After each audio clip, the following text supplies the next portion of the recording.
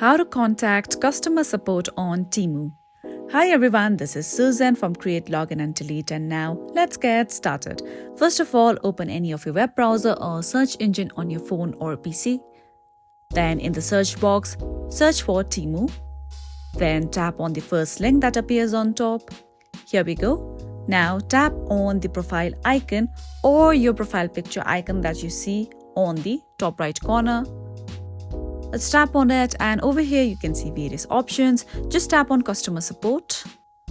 Now again you'll come across various options. Scroll down and you can see contact us at the bottom. Just tap on it. Now a chat box will appear where you can share your feedback or report your problem to the customer service of Temu. So that was it for today, and I hope you found this video useful. So don't forget to like and subscribe.